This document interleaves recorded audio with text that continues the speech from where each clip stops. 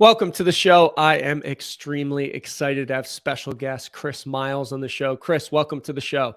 Hey, what's up, Jeff? Thanks so much for having me on. I'm so excited. Let's go. You are quite welcome. I am excited to have you as well. Let's dive right into your hidden edge. I think it's this story that you're going to share. It's going to be great. Can't wait to unpack it. And it's a story of never giving up when you had the right motivation. So if you would unpack that, I know you've got some details behind it. Share a little bit with the audience, and then I'll kind of guide you with some questions along the way. Yeah, for sure, for sure. This is awesome. All right, so when I first got started, it was just me and my wife in the very beginning, right? And Mhm. we had jobs. They weren't the greatest jobs in the world. They were pretty much, I like to call them JOBs or just over broke type jobs because we just felt like we were just kind of just making it. But we were always like one weird thing away from, a car breaking down, something happening to the house or whatever, from being, completely desolate almost, it felt like. So, but we were okay. We were managing. We were just trucking forward, trying to live that American dream, yada yada yada.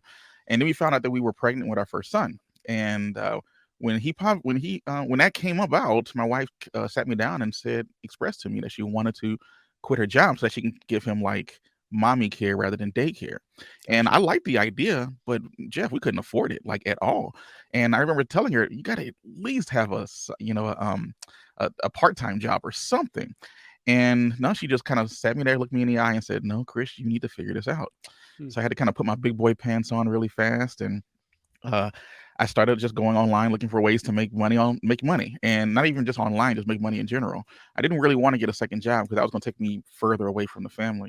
Okay. So I went through the whole process, and I stumbled across online business with blogging and using some affiliate marketing as well. I had a whole bunch of businesses in the past, Jeff, and a lot of them didn't work out like at all. And a big reason why I think they didn't work out was because I didn't have the correct motivation. I was just trying to make money. But with this endeavor that I was jumping in, I had my back against the wall because I needed to provide for my, growing family. So because I had that behind me, I used that as my hidden edge, if you will, to come out with, not having any other way to go but forward. So I started from the ground, moved it up, and then eventually I was making a little bit money to pay the cell phone bill, then a little bit more money to pay the mortgage, then a little bit more money to replace my income after about 18 months. So that's pretty much how I got into this whole process. Gotcha. Okay. So she sat you down, had that conversation. Yeah. What was that mentally like for you in those minutes, hours, days ahead, right? Because I'm sure, as you shared, that you had some side hustles in the past, but it was more about making money. They weren't very successful. What was that mindset like? How did you unpack it and say this is something I need to do and really tap into that motivation? Yeah, I would definitely say stress. Okay. Okay. As a family head, yeah, I mean, I'm not gonna say it's easy to just be a couple, but man, when you start having kids and you turn around and look at it, you realize that okay, I wish I had the problems I had when I was single, when it was just Right. me and my wife kind of situation. So it was stressful because I needed to figure something out, and it wasn't just trying to make the money. We were also in a lot of debt, unfortunately. Okay. Made a couple of bad decisions, around $30,000 worth of just bad credit card debt. The kind of debt that no one likes, and we were kind of stuck there, only making minimum payments. Just Mhm. trying to keep that going. And I didn't know what I was going to do when another 40 or $50,000 was just going to be disappearing from the house. Right. So I needed to come up with something, relatively quickly, and so it was stressful, but I kind of tried to turn it into, I guess, motivation, if you will, to figure it out. Because if I didn't figure it out, then I don't know where we would have ended up. Gotcha. Okay. So you had this overwhelming stress, and I believe how we interpret stress is a key component to how we operate, right? And Like many fight or flight. times, Yeah. right. And many times we're preconditioned, oh, we need to eliminate all the stress in our lives. But hey, without stress, without pressure, there would be no diamonds, right? I mean, that's the beauty of life. So you had this stress, you felt it, had some credit card debt. That discovery phase, did you all of a sudden see blogging and then it just you felt a voice inside that said, "Hey, this is the direction I should go," because you had tried some things previously. So, one, What are some of the things you tried previously? And then two, to answer the question, hey, did it just hit you with blogging? How did that occur? Yeah, so I mean, I wish I could give you like a great story of how just I had this calling to start vlogging, but it really wasn't. It really wasn't that at all. Some of the things I had done in the past, where I moonlit as a DJ. I Okay. used to do like weddings and anniversary parties as a mobile DJ. I brought the whole situation there. I did that. I bought and sold clothes online. I bought and Okay. flipped laptops online. I would sometimes try to buy electronics and stuff overseas and try to resell them in the States. I did a whole bunch of stuff like that, Okay. and um, they made some money. Don't get me wrong, they made some money, but nothing really to continue justification for continuing to do it, right? Hmm. So I when I finally had the right motivation, I've always been kind of the similar when it comes to, I should say, maybe um serial entrepreneur, I guess is the word for it. I've always had something going, but just nothing really worth the time and effort until blogging came up. I'm gonna be Okay. honest, I came across blogging from YouTube. I was just on Okay. YouTube one day looking for stuff, and there was this guy. He's called the Lazy Stoner. All right, and what he does is he just creates these websites online. He puts affiliate links everywhere on the websites, and he made a ton of money. Hmm. And I get now that I look back at it from a marketing perspective, that was just his shtick, right? It was the Got it. idea was he's this quote unquote lazy stoner guy, and this is how he does it. But that's what really introduced me to the idea, because I thought to myself, like, if he's doing it, I know I can do it, right? Because I'm not a lazy stoner.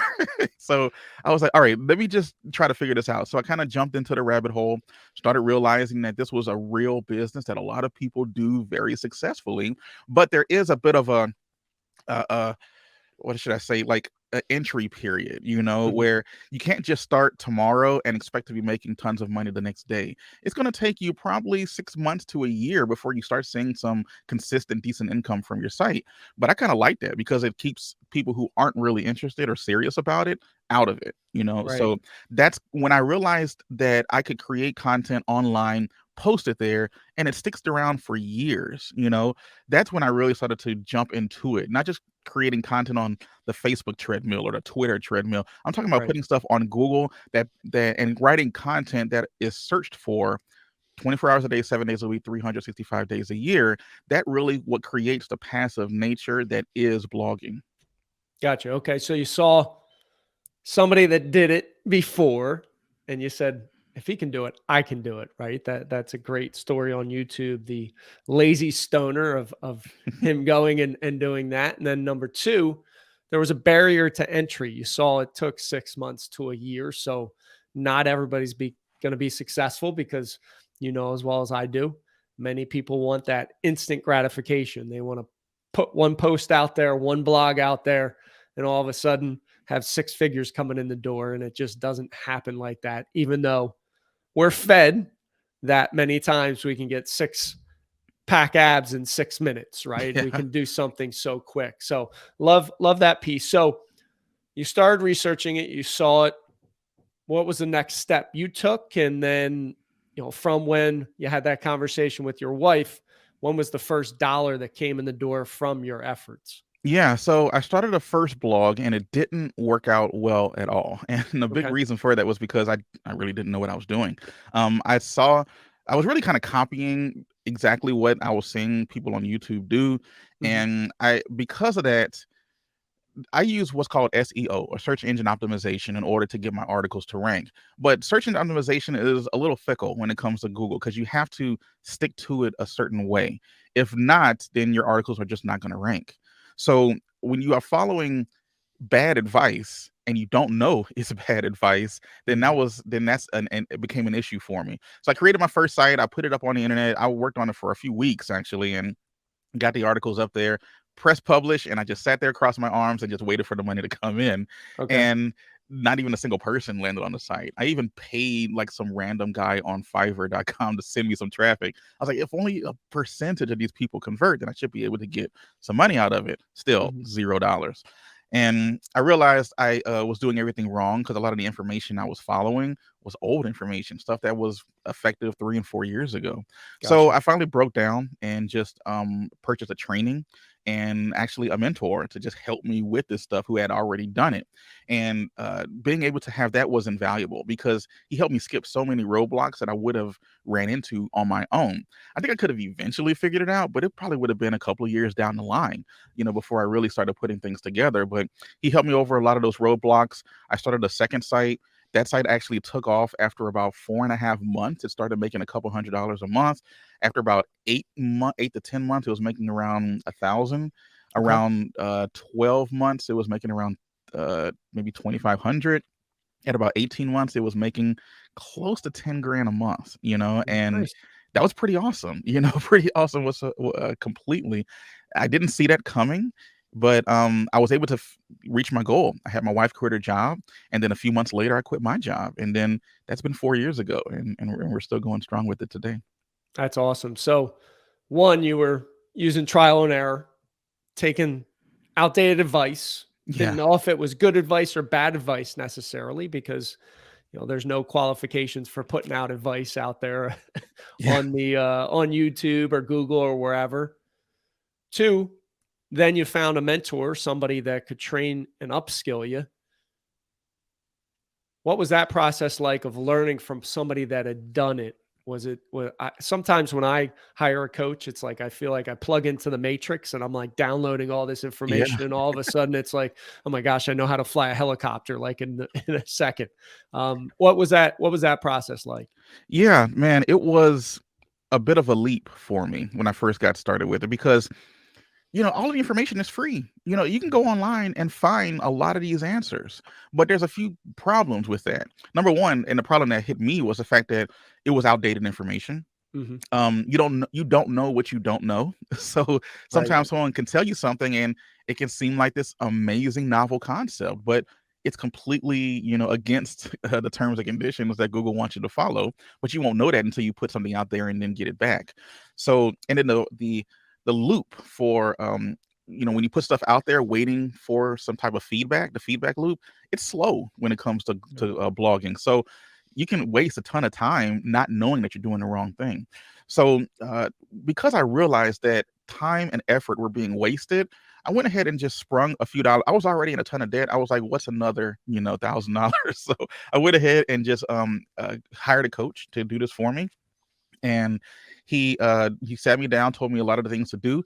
Anytime I came up with a roadblock, I would just send him a message or email him or text him or something, and then he would be like, do this, this, this, this, and this, and it worked almost every single time.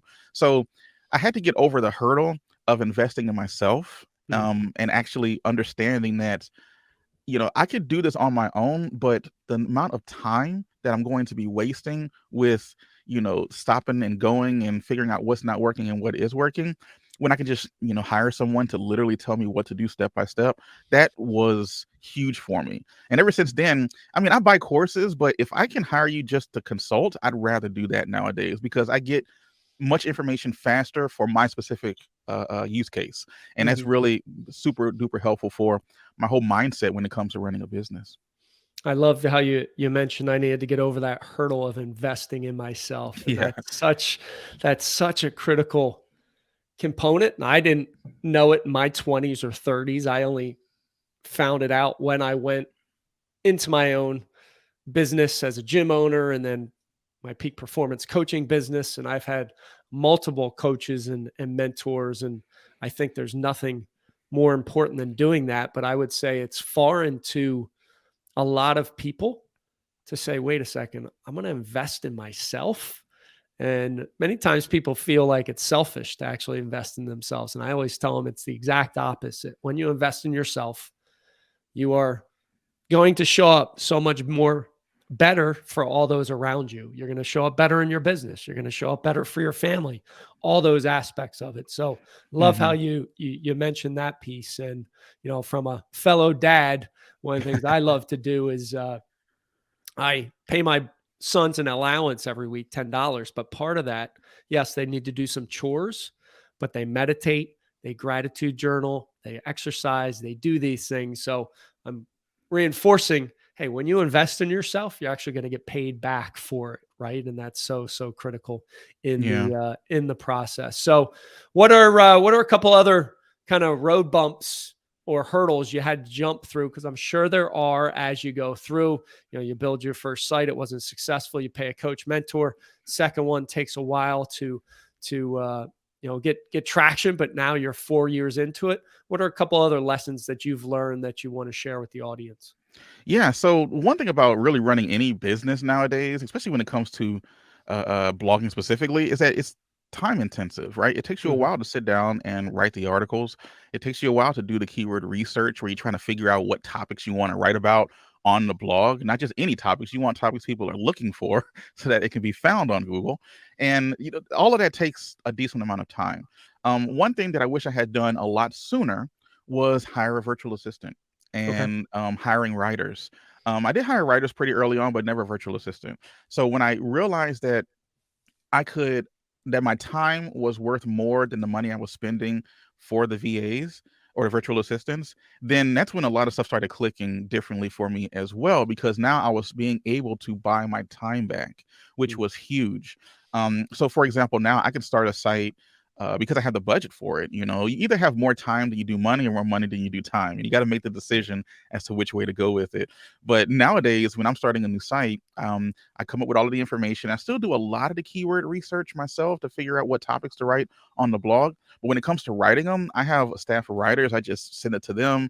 And literally within a month, I can have 40, 50 articles written pretty quickly.